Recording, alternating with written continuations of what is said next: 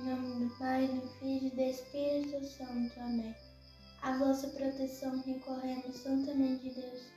Não desprezeis as nossas súplicas em nossas necessidades, mas livrai-nos sempre de todo perigo. Ó Virgem gloriosa e bendita. Amém. Salmo 71, do Saltério à Virgem Maria de São Boaventura. Dá o teu julgamento ao Rei, ó Deus, e tua misericórdia à Rainha, Mãe dele. Em tuas mãos estão a vida e a salvação, a alegria perpétua e a glória eterna. Enche meu coração com tua doçura e faz-me esquecer da miséria desta vida. Conduz-me até ti por tua misericórdia, e que as bandagens de tua graça e amor curem a minha dor.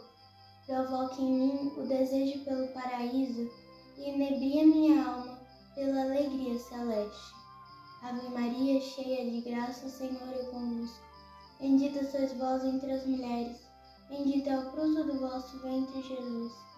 Santa Maria, Mãe de Deus, rogai por nós, pecadores, agora e na hora de nossa morte. Amém. Glória ao Pai, ao Filho e ao Espírito Santo, assim como era no princípio, agora e sempre, por todos os séculos dos séculos. Amém. Ó doce coração de Maria, seja a nossa salvação. Ó Jesus, que viveis em Maria, vinde viver em vossos servos. Os fundamentos da maternidade divina. O fundamento de tudo consiste em Maria ser a Mãe de Deus. Maria dequanatus est Iesus. Ora, já compreendestes tudo o que há de inesgotável neste título?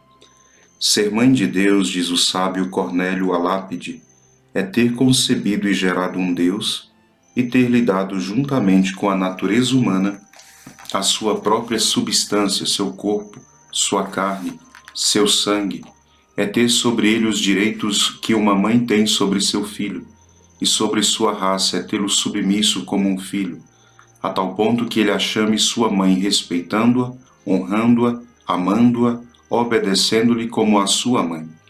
Pois bem, tudo isso existe entre Jesus e sua mãe. De ambas as partes vê-se o prodígio de São Bernardo. Deus obedece a uma mulher. Não é isto uma humildade sem par? Uma mulher manda a Deus não é uma grandeza sem igual? De fato, que união mais inefável que a Mãe de Deus tem com o fruto do seu seio? E era esta a união que existia entre Jesus e Maria. O mesmo sangue circulava em Maria e Jesus. Os seus corações batiam com as mesmas pulsações, o mesmo sopro animava-os com a mesma chama. O que era verdade para todas as mães era-o para Maria, de um modo muito mais íntimo e mais absoluto, pois a virtude pela qual ela concebera era tão divina como era o próprio fruto. Segundo os concílios de Éfeso e Calcedônia, Maria é verdadeira e vigorosamente falando a Mãe de Deus, Mãe do Onipotente, que é o Verbo encarnado. Evidentemente, Maria não deu a natureza divina ao seu filho. Jesus recebeu a do Pai, de quem foi gerado desde toda a eternidade. Jesus Cristo nasceu de Maria, depois de ter tomado nela, por operação do Espírito Santo, a natureza humana que a une à sua divindade numa única e mesma pessoa. Ora, como Jesus Cristo é verdadeiro Deus, e tendo sido Maria que o deu à luz, após ter tomado em seu seio a natureza humana, é-lhe devido o título de Mãe de Deus e com direito. É que Jesus, o Verbo encarnado, não é senão uma única pessoa que é Deus. Logo, a mãe da pessoa é também a Mãe de Deus.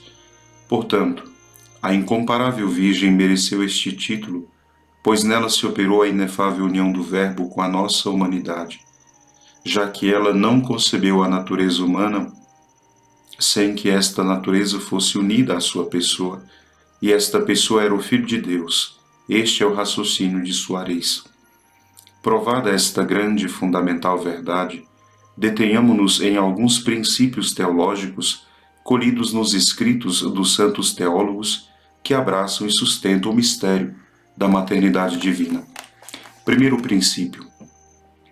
O sangue puríssimo de Maria foi a matéria do precioso corpo de Jesus Cristo, assim como o leite com o qual ela o nutriu, e que foi mudado na substância do Salvador, foi unido hipostaticamente ao Verbo eterno. A carne de Jesus Cristo é a carne de Maria, diz Santo Agostinho. E dando-nos o seu corpo como alimento e o seu sangue como bebida, ele nos deu o corpo, o sangue, o leite e a substância da Virgem Maria convertidos em sua própria substância. O céu nos deu, de certo modo, o que há de mais sagrado, o alimento do Pai, do Espírito Santo, dos anjos e santos, o Verbo consubstancial. Tudo isso, porém, tomou no seio da Virgem de Nazaré. Que divina mistura! Ai de nós, saborearmos, diz São Bernardo, uma divina mistura suavemente deliciosa de Deus e de homem, da Virgem e da Mãe, da caridade divina e do coração humano. Compete a cada um de nós contar um dia no céu os efeitos desta mistura adorável. E é Maria que o devemos. Segundo princípio. Em consequência desta relação íntima entre Deus e a Virgem, existe, na pessoa da Imaculada, uma relação real de maternidade, que lhe dá o direito sobre todos os bens de seu Filho, uma união tão estreita com Deus, Padre Eterno deste mesmo Filho, e uma aliança tão eminente com a augusta Trindade que só Deus pode compreendê-la. É esta aliança que teremos de analisar e aprofundar-nos. 2 capítulos próximos, no terceiro motivo, veremos o poder da Santíssima Virgem, dimanando deste modo diretamente de sua maternidade divina. Terceiro princípio.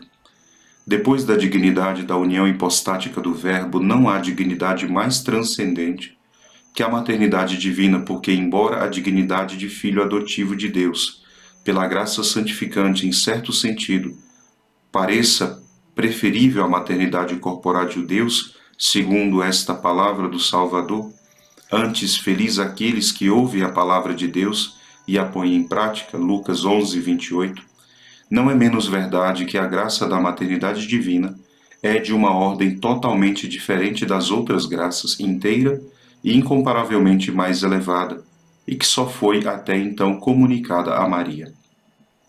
Segundo autorizados autores, a maternidade divina era uma graça que santificava Maria de um modo especial no mundo das criaturas puras. Com a graça da união fazia de nosso Senhor, em sua humanidade, o verdadeiro Santo dos Santos, mesmo independentemente da graça habitual da luz da glória. É uma criação à parte, é um mundo de maravilhas. O que o homem é na ordem da natureza, o que Jesus Cristo é na ordem da glória, Maria o é na ordem da graça. Ela é a maravilha e a rainha desta ordem.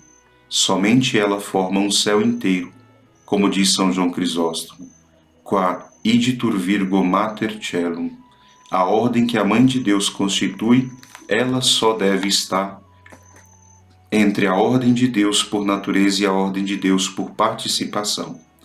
Se Jesus é Deus por natureza em sua pessoa divina, e se os santos e os anjos são deuses por adoção, no sentido de participam da natureza de Deus, é preciso que Maria, unicamente ela, seja um Deus por afinidade, pois que os laços que a unem a Deus, tornando a Mãe de Deus, tocam os próprios confins da divindade. Deste modo, há três admiráveis plenitudes. Na primeira, adoramos um só Deus na natureza divina. Na segunda, honramos com um culto soberano uma só pessoa incriada em duas naturezas. Na terceira, veneramos com um culto inferior a única criatura humana que tenha com Deus relações de afinidade. Quarto princípio. Todo e qualquer estado de criaturas é finito e limitado, mas o estado da maternidade divina é como que um infinito, por causa da união estreitíssima com uma pessoa puramente infinita. Esta união não é uma união pessoal de São Bernardo, mas aproxima-se tanto da divindade que parece estar nela abismada e perdida, por sua união pessoal à carne de seu Filho, a qual é formada de sua própria carne. São Tomás e outros escolásticos, com rigorosa exatidão, qualificam a maternidade de Maria pela sua dignidade simplesmente infinita ou ainda quase infinita. O soberano pontífice Pio IX, na sua bula Ineffabilis Deus, sobre a Imaculada Conceição, representa a Mãe de Deus como um milagre inefável do Altíssimo e até o mais elevado. O cume de todos os milagres, porque esta gloriosa criatura aproxima-se tanto de Deus quanto possível, elevando-se acima de todos os louvores, de todos os anjos, de todos os santos.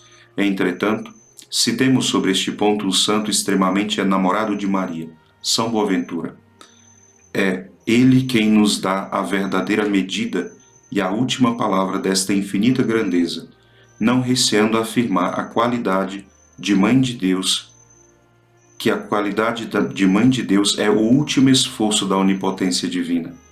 Por conseguinte, Maria é, como que infinita, pois esgota de certo modo o poder de Deus. E São Tomás vem ainda confirmar este sentimento, segundo a própria palavra do anjo, dizendo a Maria que a virtude do Altíssimo haveria de cobri-la com a sua sombra, e assim ele o explica. Cada pessoa tem a sua tarefa, que é o termo ou a maior extensão de sua operação. Ora, a virtude é o último esforço de um poder qualquer. Deste modo, o anjo, ao dizer que este mistério seria a obra da virtude do Altíssimo, nos faz entender que Deus ali operaria com toda a força. E eis porque diz a Santíssima Virgem, com todo o seu braço, Fet potentiam in brachio tuo.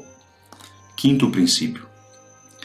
E este que nos dará o fundamento de toda a glória da bem-aventurada Virgem, porque está estabelecido que a sua maternidade seja verdadeira raiz de toda a felicidade de que ela goza.